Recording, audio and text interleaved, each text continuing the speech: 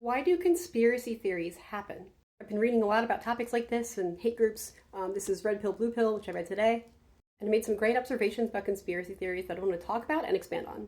So old school conspiracy theories started with evidence, like JFK or UFOs, some shred of something they were just misinterpreting or running with in a wild direction. Have you noticed modern conspiracy theories don't need that at all? They don't start with evidence. It's not about the evidence. They have the belief already locked and loaded as step one. Anything that could be seen as evidence is just a I knew it moment.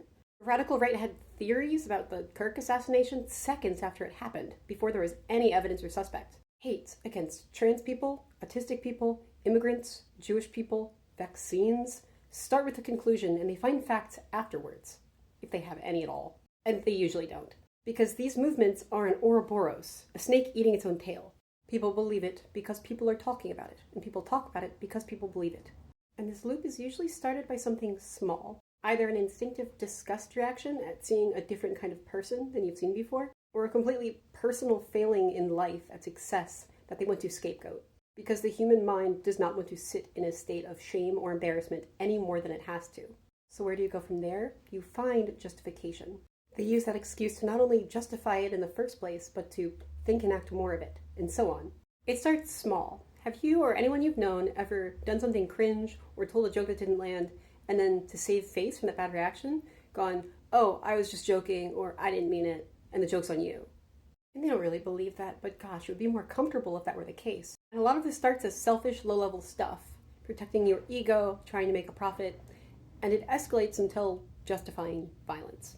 Here's one example from the book. When Russia was about to lose the Russo-Japanese War, the Tsarist secret police concocted pamphlets blaming Jewish people. It was a mix of other old texts, including satire printed outside of its satirical context. A big lie to save face for losing a war. But then Henry Ford, the car guy, being indoctrinated into anti-Semitism, thought it was interesting and republished it. Russia was ashamed they were losing a war, so they created propaganda.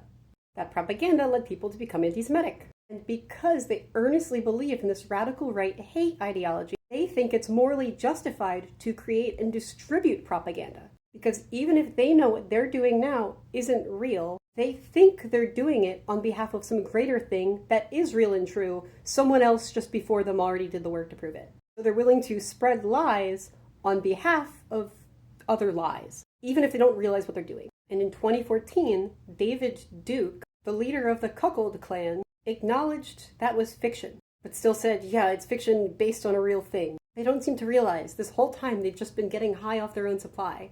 You see the same story play out with anti-Asian immigration. In the 1870s, there's lots of hate against, at the time, Chinese immigrants, the same sorts of stuff you would hear today. The hate demanded justification. And for newspapers, there were hella profits to be made from some spicy headlines. Stop me if this sounds familiar. Men from China come here to do laundry work. So like thankless manual labor, somehow stealing the jobs that the white Americans weren't applying to anyway. They're crowding out the white race. And here we go. They're a sexual menace to women.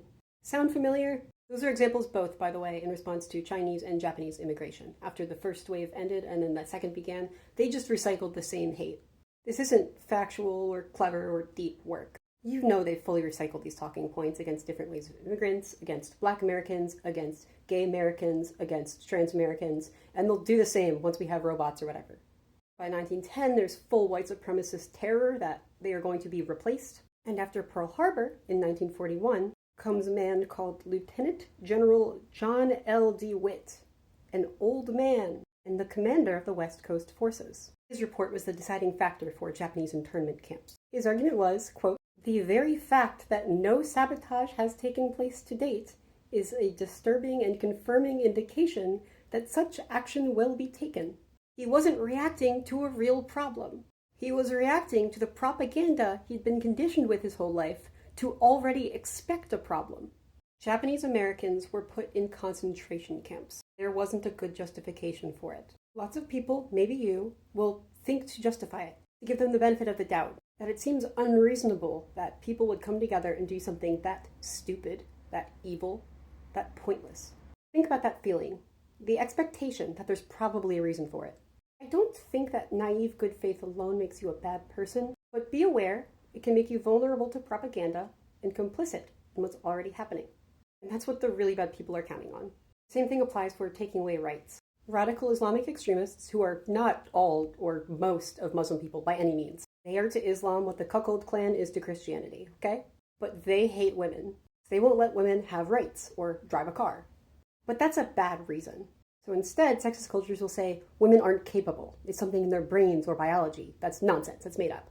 So they've gone from they don't want us to they won't let us to we can't anyway, which is their new why for why they don't let us. We see the same stuff through ending slavery, trying to justify that after the fact because otherwise it's a horrible senseless atrocity, which it was. And again, through desegregation. And ever since, when it comes to how we as a nation talk about, and treat prisoners as sort of a soft successor to slave labor. Another really timely example is trans people. They start with an ignorant, lazy, impulse disgust reaction to trans people who they don't really know. And rather than take a beat to Google or talk to anybody, they want to remove trans people from public spaces. But then they make up statistically unsupported lies about trans people being aggressors in those spaces, which is not actually the case. Did you know trans people are far more likely to be victimized in places like bathrooms? And again, they copied their homework from protesting racial integration. But now they've edited over their real reason of fear of someone they don't know with a better sounding fake reason of solving a crime problem. It doesn't exist because that's not the point.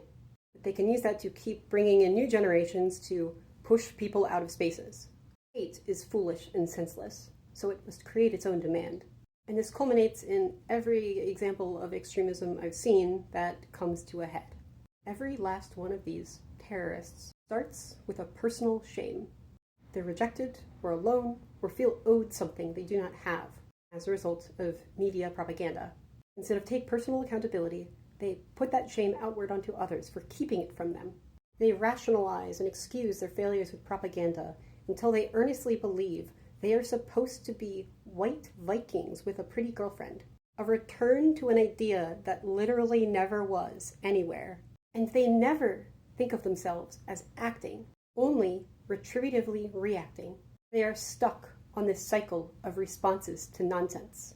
And their feelings have grown so great, they can feel justified by very easily disprovable nonsense. But if you tell them that, you become part of their justification. Instead, ask them. Ask them why they're doing this. Ask them who told them that. Ask them why they believe that. Because they're shadowboxing ghosts, and they all think they're trying to get revenge. They genuinely believe they're responding in a conversation, an argument, a battle against random women, people of color, and Jewish people just on the street, or in school, or at concerts. They think they're looking at you. But we need to understand they're just seeing the Ouroboros.